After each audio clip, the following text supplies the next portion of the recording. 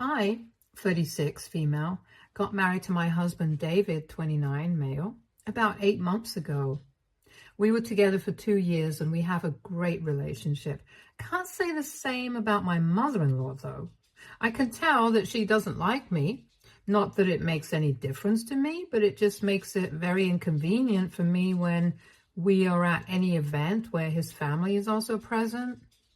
We also usually celebrate the holidays at his mother's place, so that's also really awkward for me. Knowing that she doesn't like me and can't stand the sight of me, but if there's anybody who she dislikes more than me, it's got to be my son, Ben. My son is 7 years old, and I had him with my first husband. My previous marriage, unfortunately, did not last for very long. Not because of any issues that I had with my husband, but more because of issues that my husband had with his health.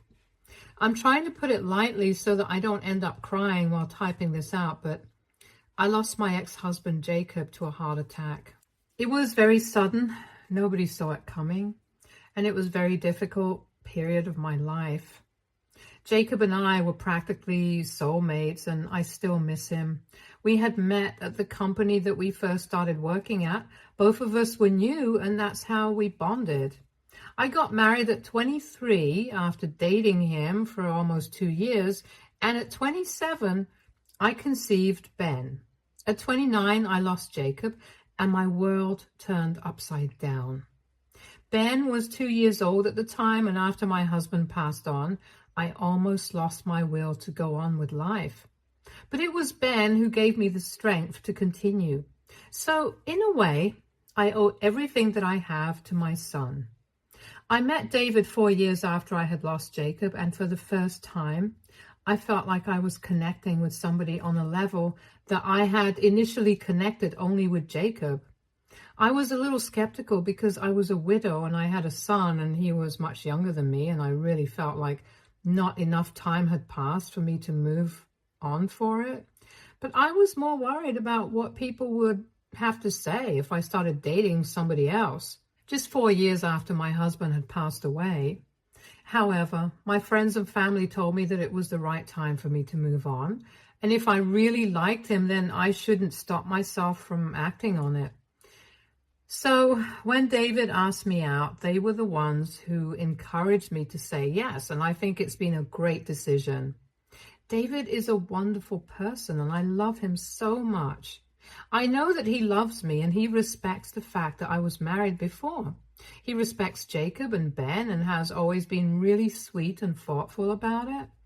I just wish I could say the same thing about my mother-in-law, since she is literally evil incarnate, and I can't believe somebody like David was born to her. Now, before I say anything else, I just want you guys to know that David literally had absolutely no idea about what kind of a person his mother, Frida, is. And I never told him because of my personal reasons.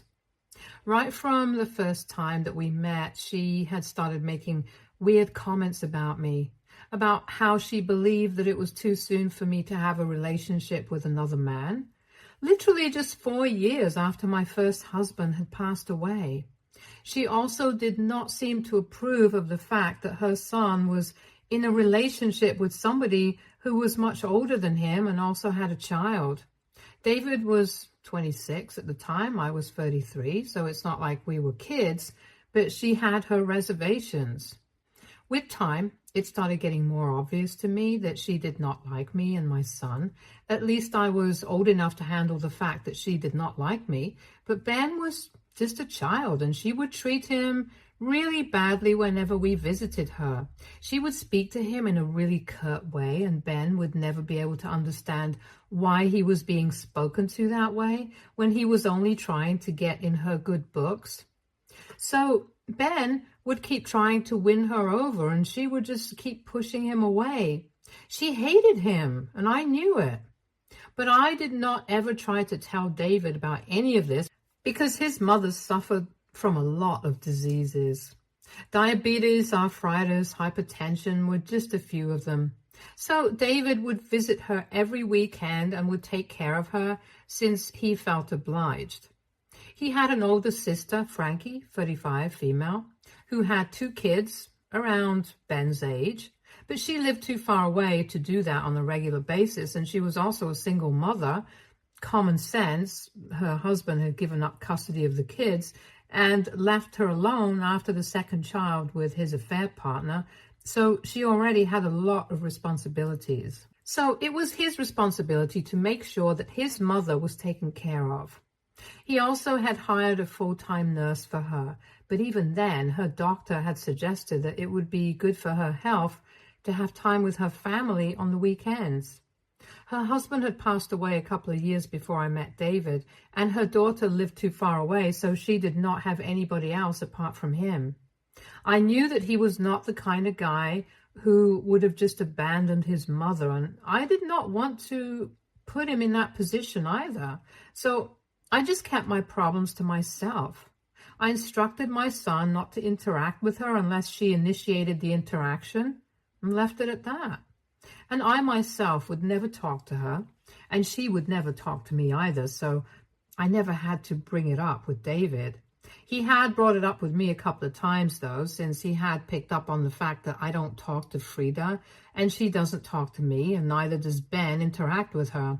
But I had just told him that we had our personal issues, and I didn't want to get into that because I did not want to ruin his relationship with his mother. And even though he had tried to pressure me into talking about it, I had stayed out of it because it just didn't seem worth the trouble, since I knew how much he loved his mother, and I had seen it firsthand. The way he would get mad at other people talking badly about his mom. I didn't want to find out how he would react if I did the same thing, so I just stayed quiet, and I guess that was not right. As long as it was not causing any inconvenience to any of us, I thought it was the perfect arrangement at the time. But a few weeks ago, David and his sister Frankie decided to take us all on a much-needed vacation, and Frida insisted on accompanying us. I didn't have an issue with it, since she said that she would be paying for her own flight tickets and would be staying in a different room, but in the same hotel, and as long as I knew that I would not have to interact with her, I was fine with it. Unfortunately, Frankie was not able to accompany us because 2 days before the flight, she sprained her ankle, and it was not recommended for her to travel anywhere in that state. However, since she had promised her children that they would be allowed to go, she sent them on with me and David. He took us to Miami, and literally on the second day of our vacation, Frida decided that she was going to do the worst thing on the planet. I was asleep in my room and taking a nap in the afternoon, and so was David.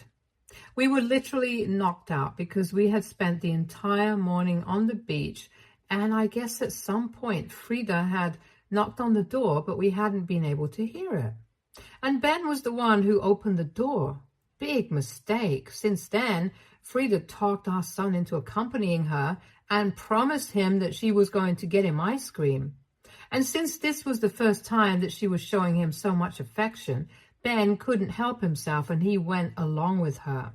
Then we woke up and didn't see Ben in the room, and also noticed that Frida was not in her room. We went to the receptionist, since Frankie's kids were also asleep and they didn't know where Ben was either. So we asked the receptionist if she had noticed them leaving, and she told us that Frida had indeed gone out with our son. We didn't think much of it because I assumed that maybe she was trying to make amends and took him out for something. I did not suspect her of anything because at that point, I did not consider exactly how insane she was. But when she came back home alone a couple of minutes later, I freaked out. That's when I understood just how deranged she was, and that I had made a mistake by not speaking about her hatred towards us. I had underestimated her, and I paid the price for it. Then she came back to the hotel that evening, and she was on her own, and Ben was not with her. So I immediately started panicking, and I asked her what she had done to our son. She looked a little offended, but I could sense that she knew exactly what was going on. She told me that they had been roaming around in the streets near the hotel, but Ben had left her side at some point, and she had tried to look for him, but he just got lost in the crowd. I did not buy one word of it, and I decided to talk to the hotel authorities and alert the cops immediately. David was also really pissed off, and he absolutely tore into his mother while she tried to fight with him and said that it was not her fault. I was too worried about my son to care about any of that, and I thought that I would deal with her later.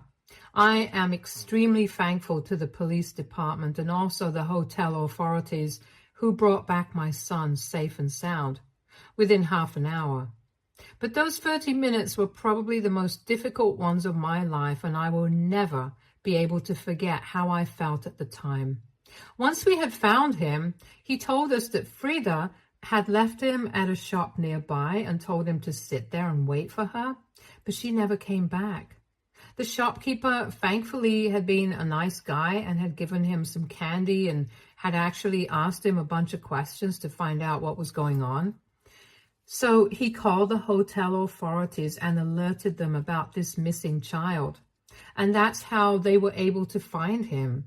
Frida is literally insane. Her plan had been to abandon my son just because she hated him so much. After that incident, I did not see a point in trying to keep the peace. And I told David exactly how she had been treating the two of us ever since we had become part of his life. And even though earlier I had believed that he would stand up against me and take his mother's side, he did not do that, and he was furious with his mother. We got into a huge fight, and we even pressed charges against her. But since we are not local to that area, it's going to be a bit of a problem for us to show up for court appearances. That's a separate issue. But after that, we moved to a different hotel where she would not be able to find us, a considerable distance away from the one that she was living in, and she's still stuck there. Since then, we have not been in touch. She did not even pretend to be sorry for what she did and said that I was a woman of loose morals for getting married to David just a couple of years after my first husband had passed away, and accused me of using him for his money and being with him just because he was young and attractive and I couldn't find somebody like that for myself. Now that I was ran through. I'm not making it up right now. These are the exact words that she had used for me in the hotel. And I could tell that she had been waiting for an opportunity to say all this about me. She just wanted to humiliate me. That was it. But she had never considered that David might not stand with her when she was actually in the wrong. So he cut her off, and now we are no longer on speaking terms with her. We would have also gone back home, but David and I spoke about it, and we thought that it was more important for the kids to have some fun because what happened was really traumatizing. We believed that instead of cutting the trip shorter, it would do them a lot more good to have a little more fun and try to forget about this incident. However, the day after the incident took place and we communicated that to Frankie, she hopped onto the very next flight and took her kids back home. She told us that she appreciated what we had done and really liked the thought, but she could not believe that something like this had happened and just wanted her kids near her. And we understood what she meant. So we did not feel offended at all, and she went back home with her kids. She also told us that she was going to ban Frida from ever seeing her children again because what she had done was just not okay. And she was still in disbelief over it. She had passed on the message to Frida as well through an email and told her that if she ever showed up near her children again, then she would call the cops and get a restraining order against her. Now, it has been 2 weeks since we returned from the trip, but David's behavior has been all off. His mother is still in Miami and is in jail, and the trial is supposed to begin in a couple of days. He has been very distant ever since we came back from the trip, and yesterday I finally decided to confront him, and he told me that he was upset. Not just because his mother was in trouble, but also because he felt like I did not trust him. He told me that he was upset that I had never told him about his mother's behavior with us, and he believed that if he had intervened in its early stages, things would have never turned out this way. I know that he didn't say it. And I know that he is kind of right in a way, but I also feel like he's trying to imply that if I had just told him how Frida had been acting with me and Ben, he would have been able to prevent this from happening. And it was kind of my fault that this was all happening. I don't know if that's what it is, but that's how it feels. We haven't spoken since our discussion yesterday, and I don't know what to say to him right now. AITA for not telling my husband about how badly his mother was treating me and my son. Update 1. Hi, thank you so much for the response to my post. After reading the comments, I decided that maybe playing mind games with his mother was not the right move for me, especially since this was the child that I was putting at stake. Maybe I didn't know that his mother would turn out to be so unhinged, but even then, it was not fair for me to keep this a secret from him. So I decided to apologize to him, and I told him that I didn't see this coming. It was really foolish of me, and I really am sorry for not trusting him enough to bother him with this. He was really understanding about it and even apologized, since he felt like his reactions earlier, whenever anybody would have anything bad to say about his mother, might have put me off of that. But he clarified to me that he would just get mad at other family members when they would talk about his mother, like she was a huge burden, because to him, she was not. This situation obviously was very different, and he was willing to admit that what his mother did was extremely messed up, and that she deserved whatever punishment came her way. So I am glad that we talked things out and there is no weird air between us anymore. We are back to normal, and I really appreciate all the advice that people gave me here. Update 2. So the trial has begun, and we are supposed to go back to Miami in a couple of days for our testimony. Thankfully, the court is going to be the expense of that, since this is the state versus Frida. We won't have to pay out of our own pockets this time. But then again, this is not a vacation that we are going on either. David and I are actually pretty nervous and don't know how to feel about any of this. On one hand, we are happy that justice is going to be served. I, especially, am really relieved that I don't have to deal with Frida ever again. But on the other hand, this is David's mother, who's getting into a lot of trouble, and even though she deserves it, both of us kind of feel uneasy about it. So I don't know, I guess we're just lucky that there are a lot of witnesses to testify against her, and we won't be the only people against her there. However, we definitely will be the only family. They might call Frankie as well, but I don't know if she's going to testify against her mother or have any sort of contact with her either. She has made it very clear that she doesn't want anything to do with Frida and has banned her from seeing her or her kids ever again. So I highly doubt that she will want anything to do with the situation right now. From what we know, Frida has been under house arrest so far. The people at the hotel did not want to let her stay there anymore, so she had to move out and stay with a friend of hers. I don't know how she got somebody to agree to let her live with them, given the circumstances, but I guess her friends are just as deranged as she is. No big surprise. Update 3. Hello. David and I landed in Miami 2 days ago, and today we had to testify against Frida. We've left Ben at home with the sitter full time for now. It was kind of daunting, and I couldn't help but feel bad for her. However, as soon as I remembered what she had tried to do to Ben, all of those feelings just went away instantly. It was a relatively straightforward process. I just had to say my side of the story. And it matched with what everybody was saying as well. The people at the hotel and the guy at the shop who had watched over Ben. So I really don't think that she has any way out of this. Not even the best of the best lawyers could save her and talk their way out of this. I'm sure that she will get jail time for what she did. She looked really distraught throughout the time that we were around her, and after everything was adjourned, she tried to approach us. But David and I looked the other way and decided to leave. We did not want to speak to her. And I honestly don't think that it would have been a good idea because I was in no mood to hear any of her stupid excuses. So we just walked away, and that was it. David has been pretty quiet since then, and I don't blame him. This must be a lot more difficult for him than it is for me. But he has been braving it all for me, and I'm really proud of him. I am sure that it must not have been easy for him to stand up against his mother. But he still did it, all for my sake, and for Ben's. He chose to do the right thing rather than do the easy thing and try to come up with excuses for his mother's behavior. And I couldn't be proud of the fact that I married such a man. Maybe a lot of people will think that this is a very insignificant thing and that everybody would stand up for this. Not a big deal.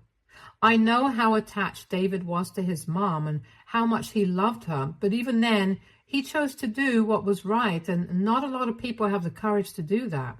So I have to give him credit where it's due. It was really brave and righteous of him. Update 4. It has been a while since we testified, and today the verdict was announced. Frida is going to jail for 1 year, but she might get out earlier if she behaves herself.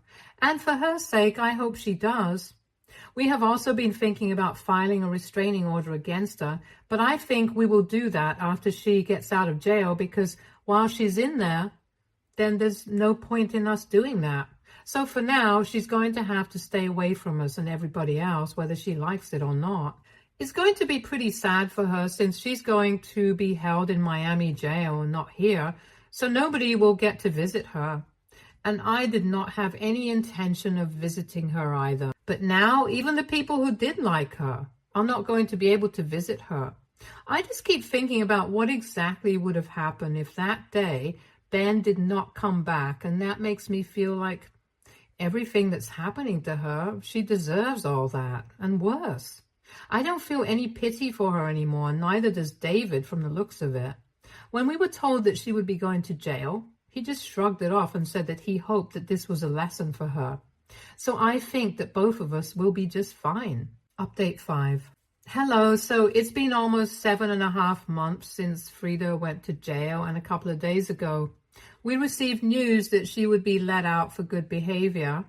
It was not surprising since she had been charged with a third-degree felony, and we were surprised she even got any jail time at all. But anyway, David and I heard about that, and we knew that she was going to come back here, so we decided that we were going to file a restraining order that we had talked about.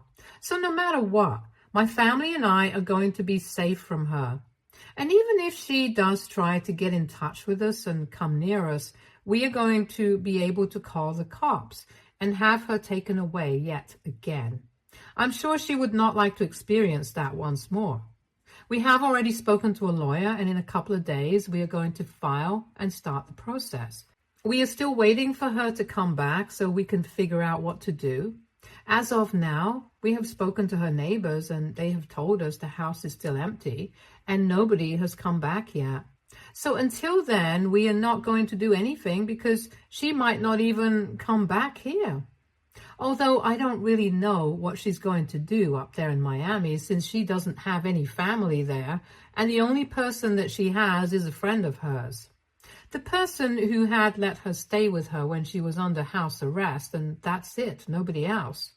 But here, everybody knows about the little incident that took place and why she was missing for the past few months. So to save face, she might turn up a lot later. We don't know what's going to happen, but we have to stay prepared just in case. So we have spoken to the lawyer, and if she turns up, we will file for a restraining order. That's the plan as of now. We have also told Frankie about it, and she has decided to do the same. So far, she had also been putting it off since Frida was in jail, and she did not think that it was important for us to file a protective order when the person that we were filing it against was already in prison. So there was no point of it. We have kept in touch since after the vacation, and she has been receiving updates on everything. I guess, just like David, it's much easier for her to say that she doesn't care than to actually stop caring about her mother. However, both of them have enough compassion to realize that no matter what they feel, towards their mother. She's not a good person and she has to stay away from us. So both of them are putting their family first, and I think it's the right thing to do. Update 6. Okay, so it's been 2 weeks since she was let out of jail, and today we finally received word from Frida's neighbors, and they told us that she was back. She came back really late at night yesterday, and today they saw her roaming around in her garden. So naturally, the first thing that David and I did was to contact our lawyer and tell him that we had to start the process and file for a restraining order. It had been a really long time, so we had almost started to believe that she would probably not come back, but we were wrong. We also communicated this to Frankie and told her that she was back now, so she could also take the necessary measures. We are trying not to say her name a lot around the house because we don't want Ben to remember any of that. Just to give you guys an update on how he has been doing, we started therapy for him after we came back from the trip, and he's been doing well so far. It seems that he barely even remembers what happened with Frida, so that's a good thing. Usually we want kids to remember important events, but this was not something that we would want him to have any memory of, honestly.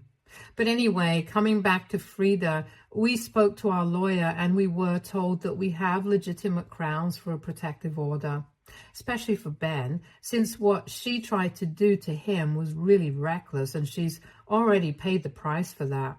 But it doesn't hurt to take an extra precautionary measure, and that's what we are doing.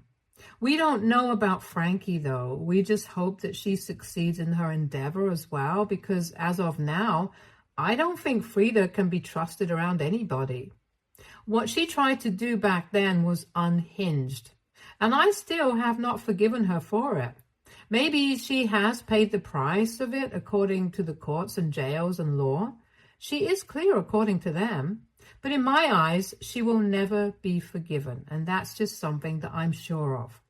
For now, I'm just going to prioritize my family and make sure that they are doing all right. Especially David, since I know that this is also going to be pretty difficult for him. He has been quiet for the past few days. I know that this is tough on him, but he's putting on a brave face in everything that he does. It just makes me feel grateful that I have this kind of guy in my life, the partner that I could have asked for. I know everything will be fine. Stay tuned for more stories from our girl relationship.